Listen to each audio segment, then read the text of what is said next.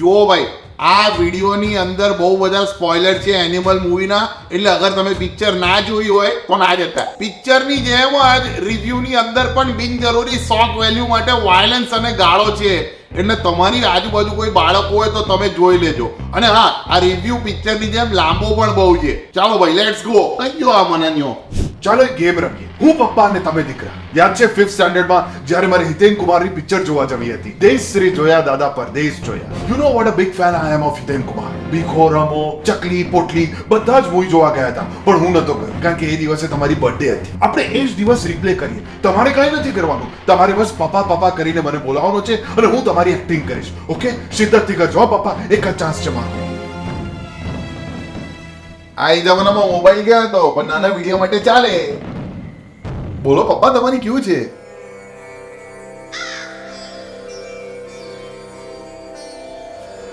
सब कुछ लुटा देंगे. ચોટી ગયેલા વધે. આ ટોપાને ડેડી નથી, પણ ડેડી ઇશ્યુઝ બહુ છે. ઓમ શાંતિ. તમારી આત્માને શાંતિ મળે. સારું છે તમારો દીકરો વાંગાના પાત્રો જેટલો વહિયાત નથી. ભાઈ, વાંગાએ શું માસ્ટરપીસ ક્રિએટ કર્યો છે. શું એડ્રેનાલિન, શું એક્ટિંગ, શું ડ્રામા. એકદમ મજા પડી ગઈ બોસ. ઓરિજિનલ ઘંટો માસ્ટરપીસ અને ઓરિજિનલ. 5મા ધોરણમાં અનિલ કપૂરે છે ને પોતાના દીકરાને માઇકલ જેક્સનના કોન્સર્ટમાં જવા દીધો હોત ને તો આખી આ પિક્ચર ના બનતી યાર. એનો બાપો છે ને સારો હતો, એના સેફટી વિશે વિચારતો હતો, એટલા માટે માઇકલ જેક્સનના કોન્સર્ટમાં ના મોકલ્યો. નહીં તો એને મોંમાં છે ને માઇકલ જેક્સન ચોકલેટ આપી દેતે. ગુડમાં ના કે આમ જોવા જઈએ તો genius directors ahead of its time picture બનાવે છે, પણ વાંગા બિહાઇન્ડ ઓફ ઇટ્સ ટાઈમ બતાવી રહ્યો છે. 80s અને 90s માં જે મેલ ટોક્સિસિટી જોવા મળતી હતી પિક્ચરોમાં, એ આપણને 2023માં જોવા મળી. ઓ વખતના જોન વિકમાં વાયલન્સ હતું. તારે જમીન પર બાપો કેટલો ટોક્સિક હતો. બાપો હોય તો ચાલે એમ. દરેક એન્ટી હીરો મૂવીઝ હોય કે એન્ટી હીરો સિરીઝ હોય, એમાં જે મેઇન પાત્ર હોય છે પોતાના કર્મોની સજા ભોગવે છે. આ પિક્ચરમાં તો એ લોડાને ગ્લોરીફાય કરી દીધો છે યાર. પણ હવે ટોક્સિક કેરેક્ટર્સ રિયલ લાઈફમાં પણ હોય છે. તો હું પિક્ચર જોવા કેમ જઉં લોડા? અસલ જિંદગીમાં ના જોઈ લો આ બધું. યાર તું દરેક વાતમાં કેમ ચીડાય છે? તો પિક્ચરની અંદર દરેક વાત પર રણબીર કપૂર અકળાય છે, એનું કઈ નહીં. ઓ ચોપામાં ચોપડા ખોટી ડંફાસ મારે છે આ લીબ્રાન્ડુ વાળી. પિક્ચરમાં ઘણી બધી વાતો સારી પણ છે, આની વાત ના સાંભળશો. હા ભાઈ, જો એક વસ્તુ તો બહુ સારી છે, સોનુ નિગમ અને અરિજીતના ગીતો. સોનુ નિગમ ગાઈને આમ એકદમ દિલથી તો તમારો ડૂમો ભરાઈ જાય. અંબર પે મેરે એક હી તારા. પણ યાર એક વસ્તુ છે કે બાકી બધા ગીતો ઉઠાવેલા છે, જેમ કે રોજાનું રીમેક, પછી બીપરાકનું રંડીરોના પેલા પંજાબી ટપ્પા પર, બરાબર, પછી પેલું ઇલેક્ટ્રો બીજીએમ જોન વિકનું મ્યુઝિક ઉઠાવેલું છે. સમજી ગયો. રેડી જોરદાર હતો, પણ પેલું ડોલ્બી વાલિયા સોંગ આખું ઉઠાવ્યું યાર. બે હા યાર. અને પછી તારું ફેવરેટ બોબી દેઓલની એન્ટ્રી વખતે પેલું ઈરાનિયન પર્શિયન સોંગ, હા હવે હા. જમાલ જમાલ ગોટો તારો જમાઈ ફૂતું, એ શું હતું? અરે હા, પણ બધાને ક્રેડિટ્સ તો આપ્યા છે ને. આ પણ તું ક્યારનો છાતી ઠોકીને કહી રહ્યો છે કે વાંગો ઓરિજિનલ છે. આખી પિક્ચર માત્ર શોક વેલ્યુ પર ખેંચી છે, એ તો કોઈ પણ કરી શકે છે. વાયલન્સ અને ટોક્સિસિટી વગર પણ તમે શોક વેલ્યુ ક્રિએટ કરી શકો.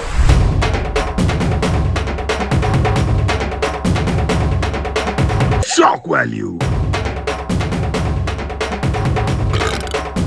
Cheesy.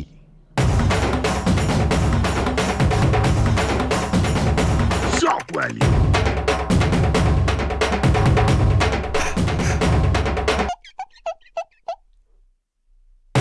Shock value. Shock value.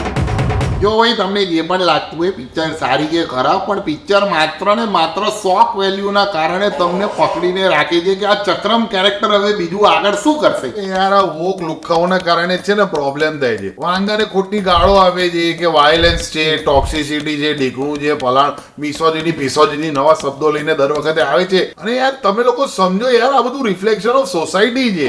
આ બધું વર્ષોથી ચાલતું આવ્યું છે.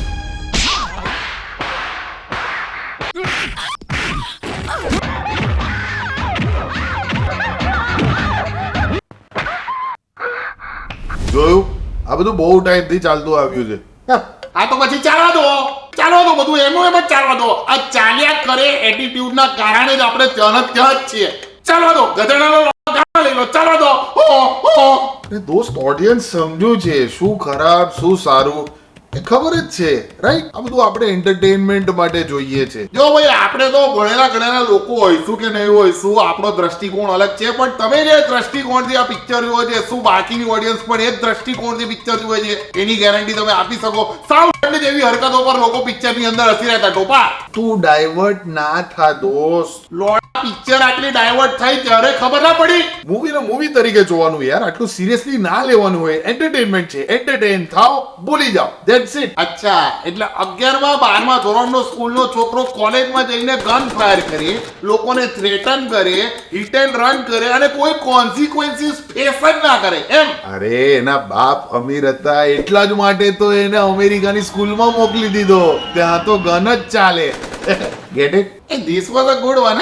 આજે સારા લાવે છે, પણ આ વાંદાની પિક્ચરની અંદર કોઈ પ્રોબ્લેમ જ નથી, કારણ કે પોલીસ તો એનિમલમાં. वो तो मस्त सो रहा है. છોડ, તારી સાથે આર્ગ્યુમેન્ટ જ નથી કરવી. તારી વાતમાં લોજિક જ ઓછું છે. તો ગીટ ફકીર પિક્ચરમાં તને ના લાગ્યું કે લોજિક ઓછું છે? Hey, I just don't get it man. અમેરિકામાં સ્પેસ ક્રાફ્ટ એન્જિનિયર એકદમથી પાછો આવે છે અને નિંજા લેવલની ફાઇટિંગ આવડી જાય છે. એ છોડો, આ વાંદાની પિક્ચરમાં ઇમિગ્રેશન વાળા છે કે નહીં યાર? જ્યારે ને ત્યારે પેલો ફ્લાઇટ લઈને નીકળી જાય છે ટોપો, અને જ્યારે આવતો હોય ત્યારે ઇમિગ્રેશન વાળાને રોકતા નહીં હોય. આટલી બધી ગન્સ તે બધું લઈને જાય છે, ત્યારે આમ કરીને આવશે ચેકિંગ માટે. પેલો એવું કહેશે નેક્સ્ટ, પેલો આમ લોહી લુવાણ આવ્યો, ચપ્પુ છે હાથમાં, તો બી એવું કહેશે 100 ml થી ઓછું લોહી છે, જવા દો, ચાલો જાઓ. અહીંયા અમે એક બોટલ લઈને આવી છે, એમાં ફેંકાવી દે છે યાર ટોપાઓ. એટલે તને મૂવીમાં કઈ જ ના ગમે. સોંગ સિવાય હજુ એક વસ્તુ મને ગમી. વાંગા સારો આર્ટિસ્ટ છે કે નહીં એ ડિબેટેબલ છે, પણ એનું ક્રાફ્ટ એકદમ સુપરલેટિવ છે યાર. માલ બનાવવા કરતા માલ વેચવાનું કઈ રીતે એને બહુ સારી રીતે આવડે છે. ભલે મ્યુઝિક અનઓરિજિનલ હોય પણ એનો સદુપયોગ થયો છે. એડિટિંગ એકદમ પરફેક્ટ બીજીએમ સાથે બેસાડ્યું છે, એટલા માટે તમારી અંદર એક સતત એડ્રેનલિન રહે જે ટ્રોમેટિક સેક્સ્યુઅલી ડિપ્રાઇવ્ડ મેલ સાયકી યુવાને ટિટિલેટ કરીને મજા કરાવે છે. તું લોડા કઈ પણ કે પિક્ચર ગ્લોબલ બોક્સ ઓફિસમાં 1000 કરોડ તો કમાશે, એટલે જે લોકોએ મળીને 1000 કરોડ વાપર્યા છે એ બધા ખોટા, તું સાચો. એમ તો ઓનલી ફેન્સ પર છોકરીઓ ગાય દેખાડીને તારા કરતા વધારે કમાય છે. એનો મતલબ એવું કે તારું કામ ખરાબ ને એ લોકોનું સારું? આ તને ખબર નહીં, ટિકટોકર છે એક અમેરિકાની, એ ગયા વર્ષે બહેનીઓમાં 5 જમા કરીને એને વેચીને 1.5 કરોડ રૂપિયા કમાઈ. બોલ, two put that into perspective, તારા મોઢામાંથી નીકળતા શબ્દો કરતા વધારે પેલીની ગાળમાંથી નીકળતી પાદ કમાઈ છે. બોસના ડેમ. જ્યારથી બોક્સ ઓફિસ સક્સેસના આંકડા છે ને નંબર ઓફ ડેઝ થી નંબર ઓફ કરોડ્સ થયા છે ને, ત્યારથી પિક્ચરોની પત્તર ઠોકાઈ ગઈ છે દોસ્ત. ભાઈ પણ કે યાર પિક્ચર મને તો ગમી. એક્ટિંગ કેટલી જોરદાર છે, અને ખાસ કરીને લોર્ડ બોબીને એ મળ્યું જે ડિઝર્વ કરે છે. સ્ક્રિપ્ટ અને બોબી દેવલના પાત્રમાં શું સિમિલરિટી છે કહો?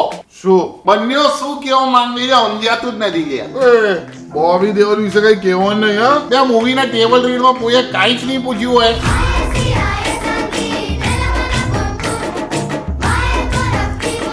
આ ફિલ્મની અંદર માસ છે, ઇમોશન છે, તારા સોટ્ટા છે, 3 બૈરી છે તારી, તારા સોટ્ટા છે, સોંગ છે તારા સોટ્ટા છે, આઉટડોર લોકેશન છે તારા સોટ્ટા છે, બજેટ છે અને તારા સોટ્ટા છે. પણ મારા ડાયલોગ્સ ક્યાં છે? એ નથી, પણ તારા સોટ્ટા છે. ડાયલોગ્સ ના હોય તો પછી મારે કંઈ જ બોલવાની જરૂર નથી. હું તને સીન સમજાવું. સ્ક્રીન ખુલે છે, ઓરિજિનલ ઇરાનિયન સોંગ વાગી રહ્યું છે, ઉપાડેલું. તારા ત્રીજા લગ્ન ચાલી રહ્યા છે, બધા નાચી રહ્યા છે, તું દારૂ લઈને નાચી રહ્યો છે, શરાબ શબાબ બધું જ અવેલેબલ છે, ફૂલ ટુ એન્જોયમેન્ટ ચાલે છે. અને એટલામાં એક ખબરી આવે છે. ખબરી આવીને કહે છે કે તારો ભાઈ લુડકી ગયો છે. જેમ જોન વિકે બધાને પેન્સિલથી ખોપીને મારી નાખ્યા હતા, એમ તું પણ પેન લઈને પેલા ખબરીને ખોપીને મારી નાખે છે. બધા જ લોકો શું મારી જાય છે? જાનૈયાઓ તને જોઈ રહ્યા છે, બધી જ જગ્યાએ લોહી લુહાણ, બ્લડ એવરીવેર. અને એટલામાં જાનૈયાઓની સામે તું તારી નવી નવેલી ત્રીજી બૈરીને પકડીને ચોરી મારે છે. Blood everywhere. એના પછી બધા ટેન્શનમાં છે કે હવે શું. એટલામાં જ તારી પેલી 2 બૈરી, નવી બૈરી અને તું ચારે ચાર મળીને ફોડસમ કરો છો અને મોજ પાડી દો છો. શું મજા છે! This is cinema, this is art, this is a masterpiece. મજા આવી ગઈ બોસ. તું પેન લાઈ, સહી કર અત્યારે ને અત્યારે, સહી કર. લખ બોબી ઉર્ફ ધર્મેન્દ્રનો દીકરો. સિનેમા. આનું કાંઈ જ નહીં થાય દોસ્ત, બહુ ખોદી રહ્યો છે તું યાર. પિક્ચર આટલી પણ કઈ ખરાબ નથી વાહિયાત માણસ. એટલે સાચું કહું ને તો આ કપૂર ખાનદાનનો ઇસ્યુ છે. પિક્ચરની અંદર બી પ્લાસ્ટિક સર્જરી કરીને અનિલ કપૂરનો ડુપ્લિકેટ આવી જાય છે, રણબીર કપૂરનો ડુપ્લિકેટ આવી જાય છે. આ એનિમલ છે ને ક્યોંકિ સાસ ભી કભી બહુ થી. એકતા કપૂર વર્ષોથી આ કરીને બેઠી છે યાર. મીર વીરાનીની એક સેકન્ડ સિરિયલ જોતો ને એવું લાગતું હતું યાર. આ લોકો છે ને વર્ષોથી અસલ જિંદગીમાં એને ડિફેક્ટ કરી રહ્યા છે અને ઓડિયન્સને ચોક બનાવી રહ્યા છે. ઓ ભાઈ શાંતિ રાખ યાર. પણ રશ્મિકાના કેરેક્ટરનું ખરું છે યાર. આટલું બધું સહન કરે છે એ છોકરી, પછી તરત જ હૃદય પરિવર્તન થાય છે અને સેક્સ કરી દે છે. રિયલ લાઈફમાં આવું કોઈ બહેન સાથે થાય ને તો તરત જ સી ટીમને બોલાવે તો ધોઈને પેલાનું પેલિયસ તોડી નાખે. એક વાત તો છે, બધાએ પોતપોતાનું ઇન્ટરપ્રિટેશન કર્યું છે કે રશ્મિકાએ સીનમાં શું કીધું. મને એક્ઝેક્ટલી ખબર છે કે રશ્મિકાએ એકચ્યુઅલી એ સીનમાં શું કીધું છે.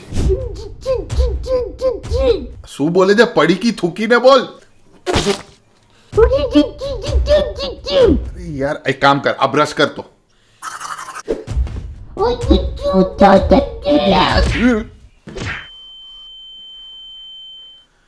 દોઢ કલાકથી તને કહું છું યરિંગ એડ પેર બેરા સંભળાતું નથી તને?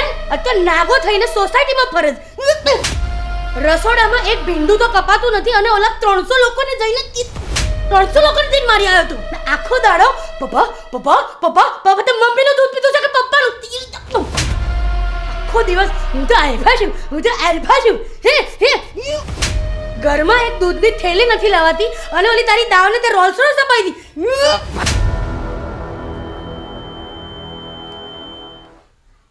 હે બોલ તો કઈ. શું થયું? સંભળાવા લાગ્યું મને. હે વાહ યાર, થેન્ક્સ. અરે વાહ. શું બનાવવાનું છે આજે? I hope you like the video. Please like, share અને સબસ્ક્રાઇબ કરી દો. ફટાફટ હવે કોમેડી ફેક્ટરીની ચેનલ પર ફરીથી સ્કેચીસ અને આવા ઓલ્ડ સ્કૂલ વિડીયોઝ તમને જોવા મળશે, કારણ કે આ વર્ષે અમે ઘણું બધું ટોર કર્યા એટલે થોડું ઘણું ધ્યાન ભટકતું રહ્યું અમારું from the YouTube channel. But we are going to give you a lot more content on this channel. એટલે લાઈક, શેર અને સબસ્ક્રાઇબ કરી લો. જે પણ વ્યૂ સાથે તમે રિલેટ કરતા હો, ભલે ધનન હોય કે મનન હોય, એન્ટરટેનમેન્ટ પર્પસીસ માટે આ બધી વસ્તુઓ બનતી હોય છે. ચલો ભાઈ, નેક્સ્ટ વિડીયોમાં મળીએ છીએ. ડંકી હું કરું કે રિવ્યુ?